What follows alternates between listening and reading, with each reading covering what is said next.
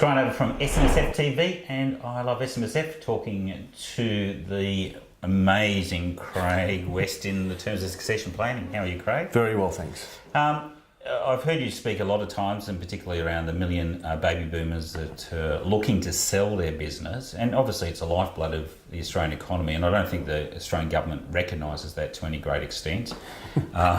Again, they never really give it a great big shake. They tend to look after the big end of town. But for the small business owners, obviously a lot of them are looking at succession planning, which is a term. Can you explain it properly, just so that people understand exactly what succession planning is? Yeah, look, for me, succession planning is really about getting three things right. Firstly, the business, and it's about preparing the business for a transition, whether that's a sale or passing it on to your kids or some other exit. So the first thing is to get the business ready. The second thing is to get your financials ready. So personally, your family, your wealth, your super, all those things tied up and ready to go. And the third thing is really psychological. It's really about getting your headspace and your family's headspace ready. A lot of our clients, as you said, they're baby boomers. They might have been in that business for 40, 45 years. They've worked there all their life. That's all they know. It was their dad's business. And so some of the psychological areas around leaving a legacy and so on are actually as important to them as the financial stuff. So it's about getting those three things organised and ready at the same time. So the process, if someone says, look, I'd like to explore the process, what's the next step? Yeah, look, the first thing that we do, and it's by definition, it's called a stage one report, and it's all about getting a really close view on what the business actually looks like. So who owns what structures are there, what does the capital gains tax look like if we sell it, because people often don't really know what that looks like. Analysing the financials, doing a valuation, looking at cash flow and risk, and then looking at all the operational stuff. So who runs the business, what risks are there, where are there gaps in policies and procedures, and is there a board in place? Have they got all that stuff sorted out? Because often small business owners are really good architects, for example, but they're not really good at running the business. No, it's the E-myth. That's exactly right. It's Michael Gerber's stuff with E-myth, and that's where they come unstuck. You know, they're very good at designing buildings and selling architecture services, and they make really good money.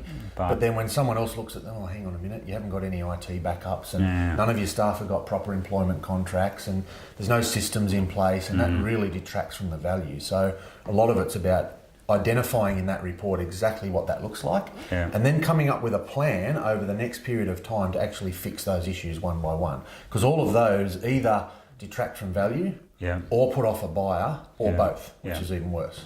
So obviously you don't necessarily need to find a buyer. You could do a small sell down or a percentage sell down, and but you still need to put everything in place, or refinance and get the bank's balance sheet, or bank's loans off your balance sheet, and look for peer-to-peer lending. So do you want to explain some of those options? Yeah, look, I think probably only about 25% of our clients actually sell their business now. Whereas, you know, if you go back 20 years, that was it. That's all you did. You either pass it on to your children or you sold it to someone else. Now, there's a lot of other options. Quite often, sorry to butt in, but a lot of the kids don't want to work in their parents' business. Exactly. They're off doing something else, or they want to do something different, travelling, studying art in London, whatever it is. And good luck to them, but that means that the family succession option of just passing it on to the kids automatically may not be what happens. So there's got to be lots of other options. And fortunately now we've got a different market where we've got crowdfunding in place. So a lot of baby boomers that are heading towards retirement are actually looking at taking capital off the table before they exit. And that might mean making super contributions, it might be paying down debt, it might be buying the property that they want to eventually retire to, or any combination of those things. That was quite difficult to do 10, 15 years ago in terms of selling part of your business. Now it's actually quite easy. So do you want to explain, obviously the government's come in place, the barriers to that accessing that capital before, and now the legislation's out, exactly what crowdfunding is? Because most people think, like me when I first saw it, was for some weirdo trying to raise money for a charity or something like that. You never knew where the money was going. But obviously it's a very important tool now in the business armory of an SME. Yeah, absolutely. And I guess the analogy is sort of a bit like a GoFundMe or a Kickstarter, but in a legal, formal structure that the government's now recognised and passed legislation that said that typically it was impossible for a small to medium business owner to just go to the public and say, okay, I need $2 million and you give me 5,000 and you give me 10, and you just couldn't do that. It was just illegal. And so now it's not. Now it's not illegal, and you can actually go out to the wider market, and there are some rules obviously and restrictions, But for small business owners that say, okay, I need to get $2 million in capital to do some things, clean up my balance sheet, expand, open another office, whatever it is, that's actually quite an attractive avenue now, where there's some crowdfunding platforms that you can go to, prepare the business, document it well, and actually go and raise that amount of capital. One of the things that's obviously an issue for a lot of people is around valuations. And I know you've got a tool where people can just jump online and see a basic valuation, but obviously go a lot deeper, because a valuation is quite surprising. Sometimes people have overinflated ideas of their valuation, and then people have underinflated ideas of valuation. A lot of business owners we meet don't have a realistic view, and as you said, they could be over or under. It's not necessarily that they're always over. Sometimes they've just got no idea the value that they've created. So we've got a platform called SME Valuation. It's online. You put some data in. As you said, the first stage is just a basic, an idea, an estimate of what we think it's worth in terms of valuation, which might be a good starting point for a conversation about succession planning, or talking to your family or your business. I've got one client at the moment who's going through that process. He's got a business partner that's 15 years older than him. Yeah. So they're just starting to have a conversation about, well, you probably should retire. Yeah. And what is this thing worth, and how much do I need to pay you to buy you out? Well, that's quite a useful tool. And then obviously there's a much more advanced tool that will actually give you a written formal valuation that's signed off by us that you can then use, for example, with the ATO if you've got a restructure for capital gains tax, or we've got one that's going through at the moment for divorce proceedings. And sometimes people need a formal valuation. Exactly. Unfortunately, that's life. I know a friend of mine has obviously got struck quite a big contract, and when you have to scale up pretty quickly, we can't rely on the banks, because the banks don't believe business plans. If you've got to scale up quickly, doing it through cash flow can burn you, and obviously burn the contract if it's quite a serious player. So absolutely. Crowdfunding is a pretty quick process. I mean, how with your business, how quickly can you get it up and running and get the money in the door? It's one of the big advantages. There's a couple, but one of the big advantages of crowdfunding is speed. Yeah. Because under the old regime there was lots of documentation and compliance, and it was difficult. Now you can do it really quickly. We can get an offer up within probably 10 days. Yeah. And often what people do is go to the people that they know. So for example, customers. Yeah. People can invest up to $10,000, but if you went to 200 customers that put $5,000 in each, suddenly you've raised the capital that you need. Yeah, it's pretty good, isn't it? Yeah, and it can be done quite quickly. Then it has the other impact that they're going to support you anyway. Absolutely. They're an investor in your business, but also a long-term customer. It's sort of a win-win for both. They also have some advantage because they know the business, they've dealt with it for years, they know the product, they're obviously happy or they wouldn't be there.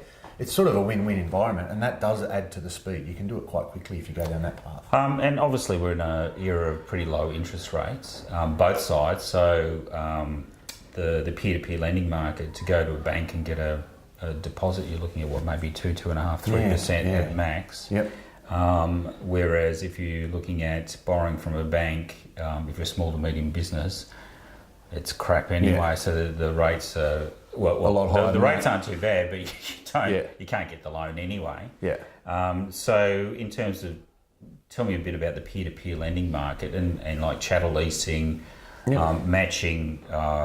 I suppose investors on one side who need a good income stream versus the SMEs who obviously need that access to capital. Well, I think debt funding. It sort of comes back to a lot of the baby boomer demographics as well. There's a lot of people there that have got a lot of capital. Yeah. They bought a home in Sydney 35, 40 years ago. Yeah. They started a business, they did some investing. Now they've got a reasonable base of capital. Yeah. Without being too critical, it's not hard to be wealthy if you're a baby boomer. Exactly. In Sydney anyway, or in most capital cities. Don't tell the poor Gen Xers, those and the younger guys. Exactly.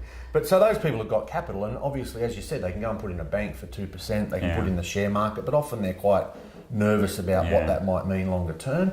And so there is the opportunity now with this peer-to-peer lending mechanism where, my small business needs to raise $1 million. There's 3 or 4 people who've got a couple of $100,000 in a bank and go, okay, we're comfortable with that. Like a 5 or 7 year loan. Yeah, and we do a short-term loan. It's quite easy and charged over efficient. The typical things, all the documentation. Absolutely, the documentation's all pretty standard now. From a compliance point of view, that's now much easier than it used to be. Yeah. And so those opportunities are around, and there's online platforms. There's lots of fintechs starting up that are based on that peer-to-peer type lending model, which does hopefully mean that small business have got access to more capital. I was actually talking to Kate Carnell, the small business commissioner.